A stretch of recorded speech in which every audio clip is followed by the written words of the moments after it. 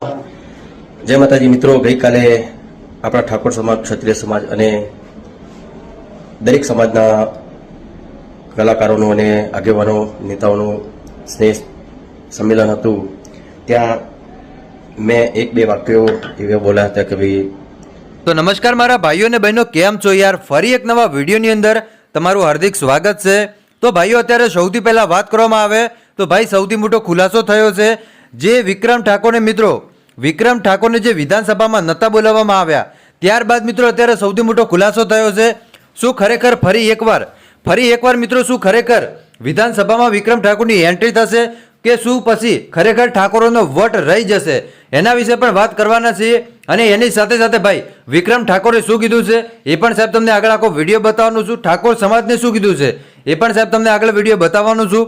એટલે વિડીયો તમે અંત સુધી જોતા રહેજો. વિડીયોની શરૂઆત કરીએ એના પહેલાં મારા ભાઈઓ, બહેનો, વડીલો, વિડીયોને એક લાઇક કરી નાખજો.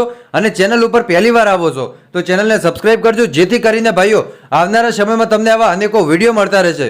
અને હું પણ ભાઈ ઠાકોર સમાજની સાથે સાથે ચાલતો રહીશ. હવે હાલો તમને સૌથી પહેલાં વિડીયો બતાવું છું. વિક્રમભાઈનું શું કહેવું છે? આ વિડીયો સાહેબ સોશિયલ મીડિયા અને ઇન્ટરનેટમાં ખૂબ જ ઝડપથી વાયરલ થઈ રહ્યો છે. અને તમને ખબર છે સાહેબ, બધાય કલાકારોને બોલાવ્યા હતા, પરંતુ વિક્રમ ઠાકોરને ઇન્વિટેશન પણ નહોતું આપ્યું, જેને લઈને ઠાકોર સમાજ ભારે રોષે ભરાય છે. એટલું જ નહીં, પરંતુ ઠાકોર સમાજ એવું કહી રહ્યા છે કે અમે મિત્રો એવોર્ડ અપાઈને જ રહીશું. શું કહી રહ્યા છે મિત્રો વિક્રમ ઠાકોર? હા, તમે સૌથી પહેલા સાંભળી લો. કલાકારો દારૂના સોંગ ગાય છે તો એને તમે સપોર્ટ કરો છો. એ બાબતમાં તમે કોઈ નેતા, કોઈ અધિકારી કે કોઈ આગેવાન બોલતા નથી. અને જ્યારે હું કોઈ લવ સોંગ ગાઉં છું ત્યારે ઘણા બધા નેતા, આગેવાનો મારો વિરોધ કરે છે અને કહે છે કે તમે સમાજને ખોટા રસ્તે દોરી રહ્યા છો.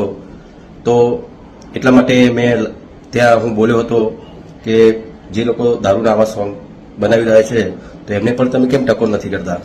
એટલે જો જે કલાકાર છે મારા, જેમણે આવા સોંગ ગાયા છે, એમને હું વિનંતી કરું છું કે હવેથી આવા સોંગ ના ગાતા. અને